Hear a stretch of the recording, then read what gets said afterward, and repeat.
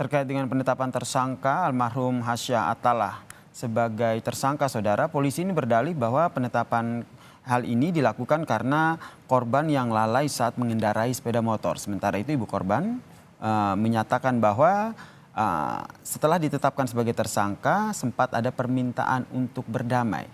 Kita ulas bersama dengan pengamat kepolisian dari ISES, Mas Bambang Rukminto, yang telah bergabung bersama kami di Kompas Malam. Selamat malam, Mas Bambang. Salam sehat. Salam sehat, Bu Nasir. Korban almarhum Hasya ini ditetapkan sebagai tersangka karena dianggap lalai. Kendaraannya, sepeda motor ini menabrak mobil purnawirawan polisi. Menurut Anda apakah ini sudah tepat penetapan ia sebagai tersangka?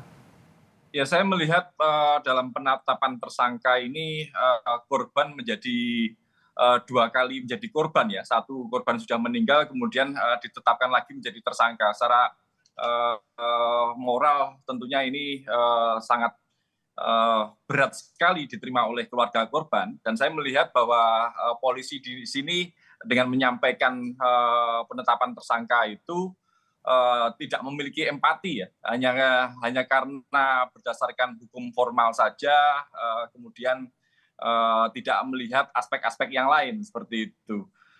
Dan saya melihat penetapan tersangka dan proses penyelidikan ini kan berkaitan dengan laporan model A yang dilakukan oleh kepolisian. Kalau melihat kasusnya sendiri, laporan itu ada model A yang dilakukan oleh kepolisian sendiri, dan kemudian ada laporan model B. Kalau laporan model B ini dari ahli waris korban memang berhak untuk melaporkan. Kalau kemudian saat ini keluarga korban tidak terima dan melaporkan, seharusnya itu pun juga diproses.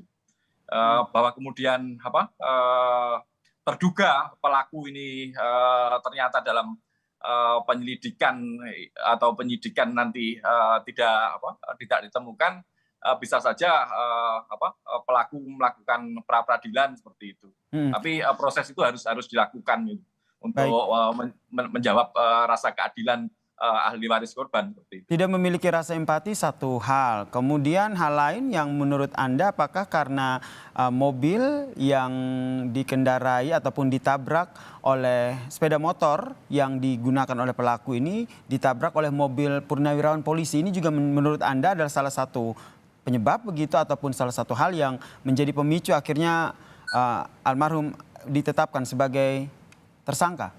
Ya, pola-pola seperti itu kan sudah sering kali terjadi ya dalam kasus pembunuhan Joshua, misalnya relasi-relasi kuasa, kemudian relasi senior junior, korsa itu sering kali dilakukan oleh kawan-kawan kepolisian gitu. Dan ini tentunya adalah penyimpangan. Tetapi saya tidak hanya melihat bahwa ini hanya sekedar persoalan yang terduga menabrak ini adalah anggota kepolisian ya, tapi pola modus-modus seperti ini. Modus-modus seperti apa, Mas Bambang? Modus-modus mentersangkakan korban ini sudah seringkali terjadi dan dilakukan oleh kawan-kawan di unit laka lalu lintas. Modusnya, motifnya tetap aja cuan gitu. Motifnya apa, Mas Bambang? Cuan.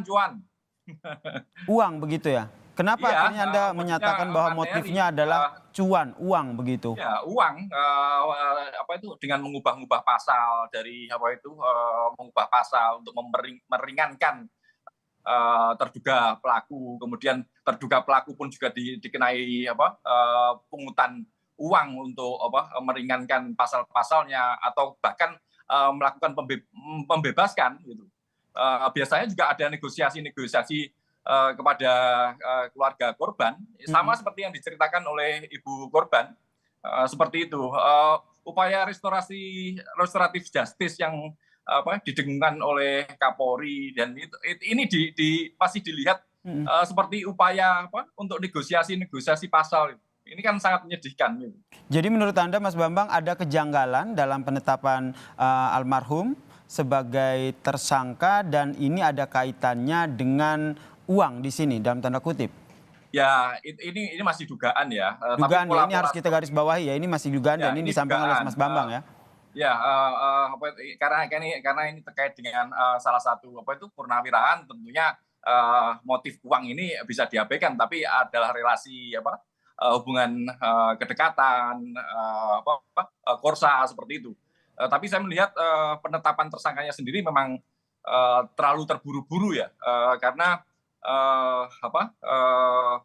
penyelidikan terkait itu dan kemudian saksi-saksi baik pernyataan ahli waris dan yang lain-lainnya masih tidak terima. Artinya kan memang harus dibuka seterang-benderang mungkin. Betul, terkait dengan kejanggalan ini juga sempat disampaikan oleh kuasa hukum dari keluarga almarhum yang menyatakan bahwa tidak pernah mendapatkan surat perintah dimulainya penyidikan, kemudian ditetapkannya kapan, surat berkasnya mereka dapatnya kapan. Menurut Anda kejanggalan ini kalau ini tidak terekspos ke publik, kasus ini ya akan menjadi hal yang ya akan berjalan seperti yang sudah direncanakan? Benar, ya pola-pola kawan-kawan di kepolisian tidak pernah belajar dari kasus Sambo, masih tetap saja cara-caranya seperti itu. Makanya lagi-lagi yang sering saya sampaikan bahwa pengawasan eksternal itu penting.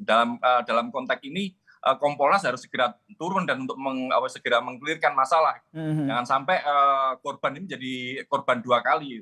Karena tidak hanya sekedar kerugian moral ya, tetapi dengan penetapan tersangka ini rentetannya juga panjang. Artinya korban juga tidak bisa menerima santunan dari jasara harja, misalnya seperti itu. Ahli waris korban tidak bisa menerima santunan dari jasara harja karena ditetapkan sebagai tersangka. Baik. Dan kecelakaan tunggal. Kita nantikan seperti apa nanti update dari kasus ini. Terima kasih pengamat kepolisian Mas Bambang Rukminto telah bergabung bersama kami di Kompas Malam. Salam sehat Mas Bambang. Salam sehat, Mas Yasir.